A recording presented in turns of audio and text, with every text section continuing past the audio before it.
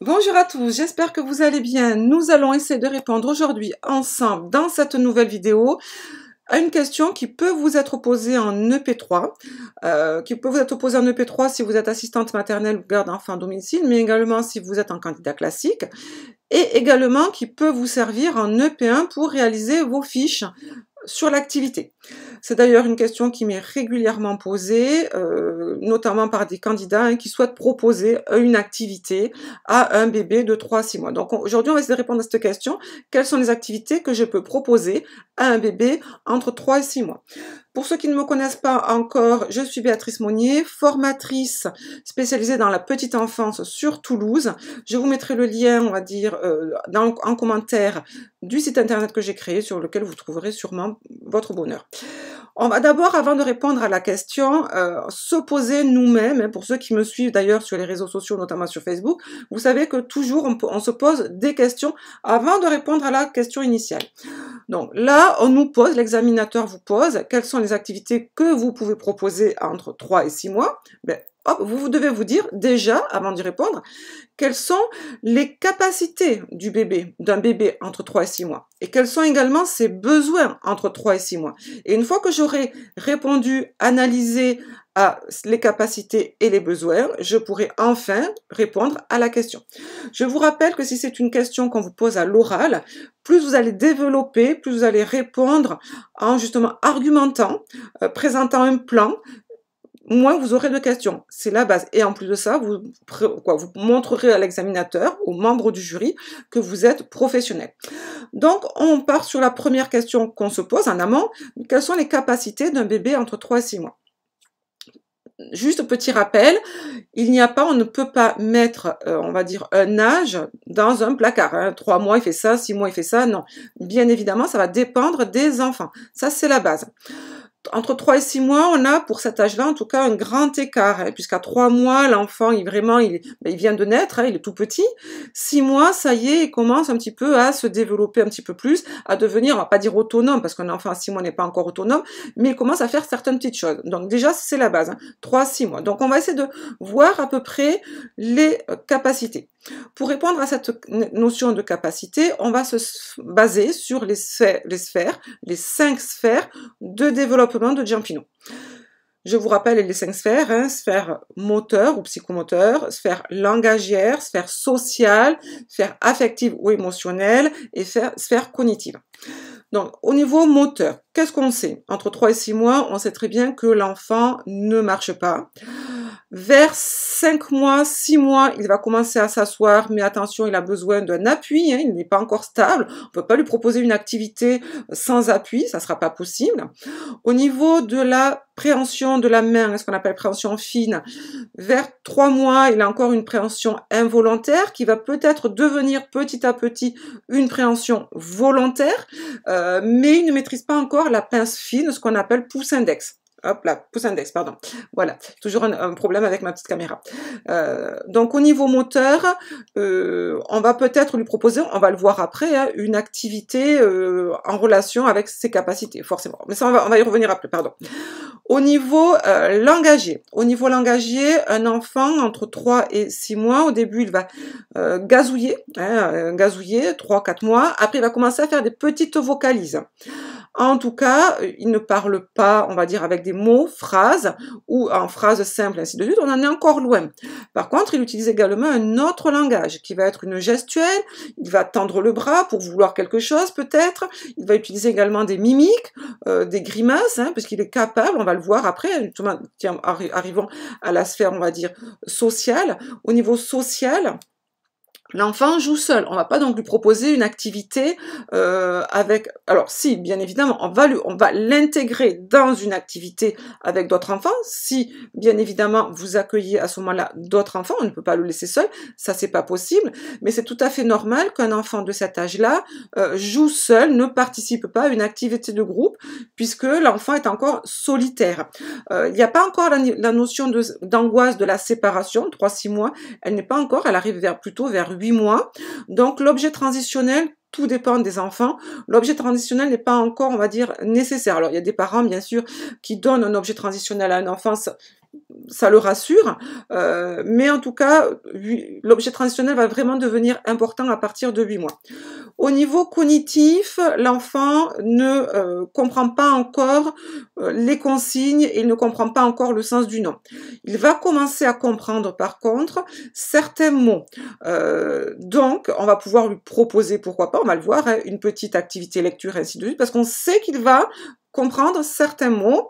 Au niveau cognitif également, il va commencer à mémoriser par les couleurs. Il va retenir les couleurs, en tout cas, on voit hein, qu'il est sensible à certaines couleurs et qu'il retient certaines couleurs.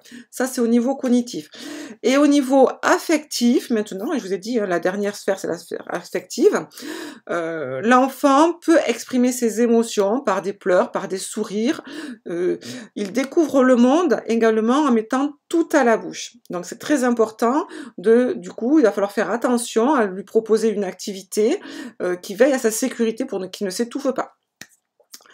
Si on parle maintenant de développement des sens aussi, c'est important, hein, à cet âge-là, la vue va devenir de plus en plus, on va dire, aiguisée à partir de 6 mois. 2-3 mois, l'enfant voit essentiellement à 2 mètres, 2,50 mètres de lui.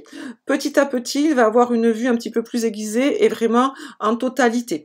Au niveau auditif, l'enfant est vraiment, on le sait, il est vraiment attiré par la voix de sa maman ou la voix de son parent.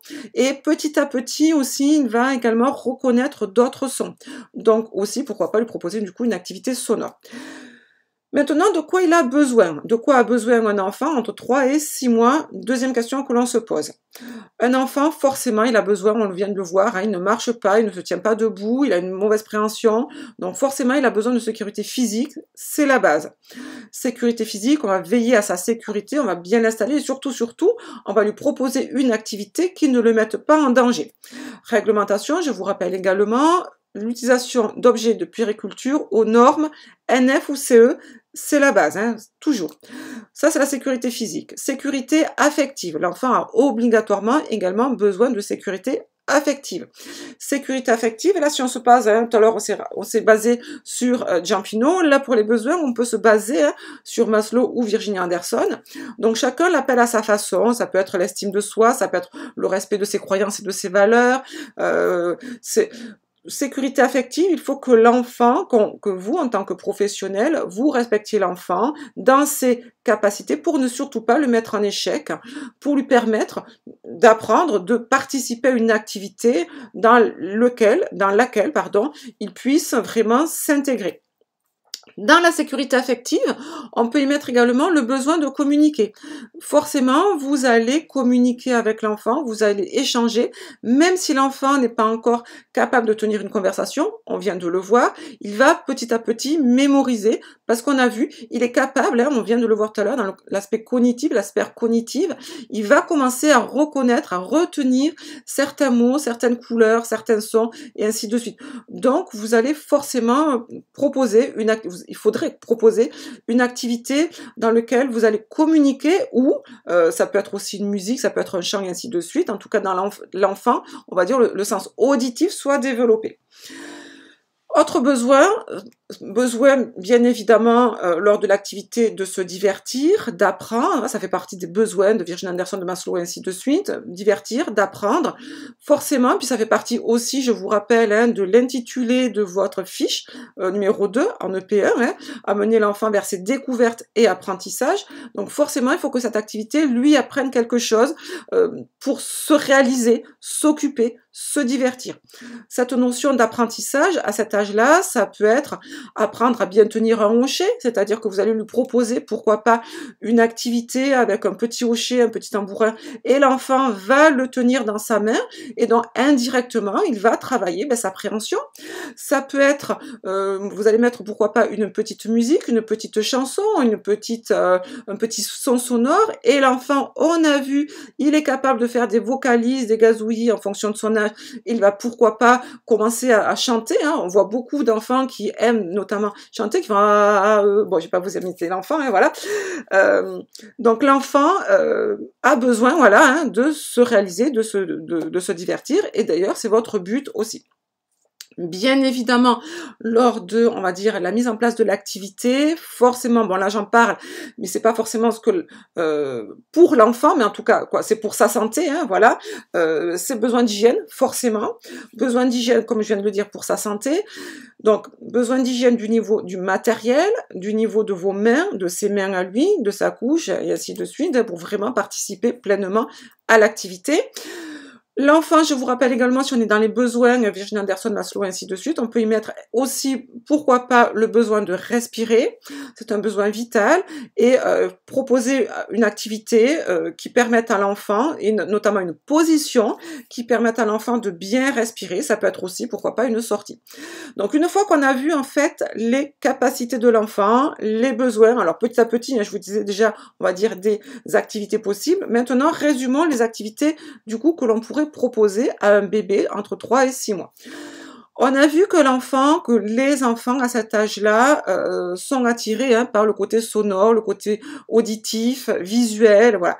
Donc on peut lui proposer, pourquoi pas, d'ailleurs c'est l'une des activités, on va dire, les plus courantes avec un bébé, toute une activité sonore, ça peut être écouter de la musique, ça peut être lui raconter une petite histoire, parce que même si l'enfant n'est pas encore capable de tout mémoriser, je vous répète, il va retenir certains mots. En racontant l'histoire, on va également lui montrer les images, parce que l'enfant va petit à petit visualiser, reconnaître des couleurs. On peut lui proposer une petite activité histoire avec des marionnettes. Les enfants aiment beaucoup les marionnettes. Ça peut être une marionnette avec un objet, un doudou, mais aussi tout bête, hein, des chaussettes. Hein. Alors là, combien de fois j'ai vu au RAM, hein, quand j'accompagne les assistantes maternelles dans les rames, des activités marionnettes avec de simples petites chaussettes et des petits yeux avec des boutons. Franchement, les enfants sont en admiration, même à 6 mois, ils commencent à suivre la marionnette du regard, et on voit que vraiment ils interagissent vis-à-vis de cette marionnette. Bien évidemment, hein, si on fait une marionnette, forcément, ils vont interagir aussi au son de la voix du professionnel, et ainsi de suite. Ça peut être une toute simple comptine avec des gestes, hein, ainsi font, les petites marionnettes. Là aussi, petit à petit, l'enfant, au début, va juste regarder, va juste écouter, et petit à petit, en fonction des capacités de l'enfant, chaque enfant est différent, je le répète, il va pouvoir commencer aussi à tourner un petit peu ses mains. Ça peut être une activité continue, chant avec des plus grands, et l'enfant, il participe à cette activité, et il va aussi faire, pourquoi pas, participer à sa façon, en faisant des vocalises.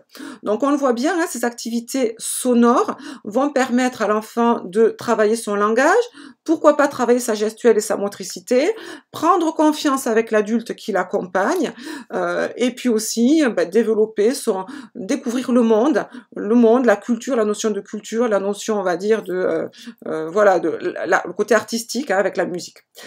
On peut lui proposer aussi, donc du coup ça serait pourquoi pas une autre activité, un autre type d'activité, une activité motrice.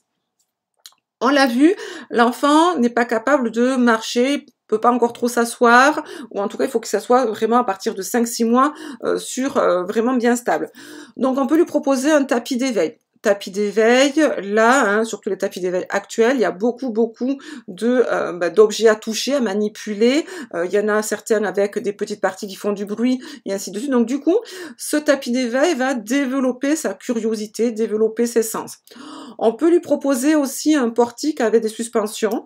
La dernière fois que j'ai fait, on va dire, une intervention dans un RAM, il y avait justement, hein, une petite activité où les enfants, donc c'était une vraie activité, on ne parle pas de jeu d'éveil, hein, on parle d'activité d'éveil, c'est-à-dire vraiment encadré par des professionnels, mise en place par des professionnels, dans un but bien précis. Hein. Faites bien attention entre la différence entre activité d'éveil et jeu d'éveil.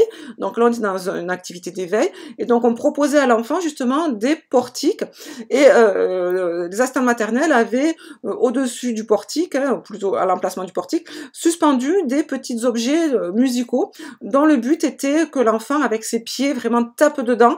Et bien sûr, on sait très bien qu'un enfant, plus ça fait du bruit, plus ils sont contents, 5-6 mois, et on voyait vraiment les enfants qui prenaient plaisir à taper dans le portique. Donc là, ça va faire travailler effectivement la coordination des gestes, parce que c'est pas facile non plus, hein, de taper vraiment dans l'objet en question. Donc bien évidemment, à 5-6 mois, peut-être qu'il faut un petit peu au hasard, mais voilà, il y a une notion de côté divertif, attrayant, et puis le bruit, ça plaît beaucoup, le côté donc on fait travailler l'auditif. Autre chose aussi, hein, à partir de 5-6 mois, on a vu que l'enfant il avait une préhension volontaire, on a vu qu'il avait besoin de se divertir, de participer, de communiquer. On peut proposer avec d'autres enfants un petit peu plus grands une activité musicale avec des maracas, et là on donne à l'enfant, alors ça ils adorent ça, ça peut être tout simplement une bouteille en plastique avec à l'intérieur des gros, ce que vous voulez à l'intérieur qui fait du bruit, hein, d'accord, bien évidemment bien fermé du coup, et donc là l'enfant va s'amuser à le secouer, ça fait du bruit, les enfants aiment beaucoup ça. Donc toutes ces activités motrices, le but, ça va être bien évidemment la base, toute première base, de faire travailler la motricité globale, c'est-à-dire le corps est fine, mais ça va également être une manière pour lui de communiquer, on l'a vu tout à l'heure, hein, l'enfant a besoin de communiquer, donc ça va être une manière pour lui de communiquer, de découvrir le monde, de participer, si c'est une activité qu'on fait en groupe, de participer au groupe et de se divertir forcément.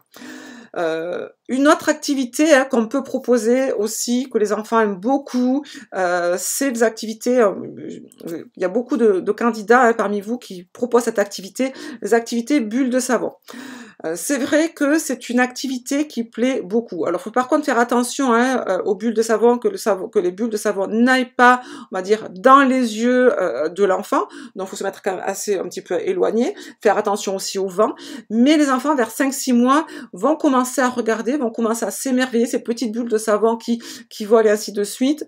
Pour les plus grands, c'est toujours une partie de plaisir, de bonheur, les bulles de savon. Alors, bien évidemment, c'est plutôt une activité qu'on fait là au printemps, quand il commence à faire beau dans le jardin, ou l'été, hein, voilà. Mais ça, c'est une activité qui va permettre à l'enfant de capter son attention, donc de travailler du coup sa coordination avec les gestes, l'œil, le regard, et puis aussi se divertir. Beaucoup d'enfants, vers 5-6 mois, comme on l'a dit, hein, ils expriment leurs émotions, donc on voit vraiment que c'est quelque chose qui leur plaît. Bien évidemment, pour terminer, on a vu qu'un enfant a besoin de respirer, de s'aérer, et ainsi de suite. Donc forcément, une activité sortie à l'extérieur. Donc pour ceux qui nous suivent, hier, je vous ai posé une question justement sur l'autoboggan, hein, d'accord? Est-ce qu'une assistante maternelle avec un enfant de 5 mois, elle peut faire du toboggan à un enfant? Donc comme vous avez tous très bien répondu, et comme je vous ai répondu aussi, non, les aires de jeu, hein, je parle bien des aires de jeu, pas bien sûr du parc. Le parc, il est ouvert à tout le monde, mais l'aire de jeu qui doit être donc sous la responsabilité de la commune, c'est réglementé et c'est, on va dire, ouvert aux enfants à partir de 2 ans. Donc du coup, le toboggan, non, ce n'est pas réglementé. En plus, comme on l'a très bien dit et comme on l'a très bien dit hier, l'enfant n'est pas encore capable, n'est pas encore assez stable, hein, dans sa motricité, dans son dos, ça peut, on va dire, déformer son dos. Alors bien évidemment, même si l'assistant maternel ou le professionnel, hein, d'accord, le tient, c'est pas une bonne ergonomie non plus pour le professionnel ou l'assistant maternel, et ainsi de suite. Voilà. Donc je vous encourage à aller voir, pourquoi pas, notre page Facebook, votre récit scolaire. Vous verrez la réponse on y a répondu hier, voilà. Donc j'espère que vous avez compris, hein. En fait, en gros, on va dire, cette vidéo était vraiment là pour vous montrer, hein, que quand on vous pose une question, prenez le temps d'y répondre. Alors bien évidemment, je suis sûre, hein, qu'il y a d'autres types d'activités, hein, qu'on peut proposer, j'en suis totalement même certaine, hein, voilà. Mais c'était juste pour vous montrer surtout la méthode, comment on fait. D'abord, on essaye n'oubliez jamais, hein, il faut vraiment parler le plus longtemps possible pour avoir le moins de questions possible. Donc du coup, quand on vous pose une question, essayez avant d'y répondre, de répondre à une autre question et vous finissez par répondre à la question à la fin. Donc j'espère que vous avez, on va dire, tous écouté et tous compris surtout. Merci de nous avoir écoutés. N'oubliez pas de nous mettre un petit pouce bleu en l'air, ça nous fait toujours plaisir. N'hésitez pas à aller voir notre site et à très bientôt. Merci beaucoup et au revoir.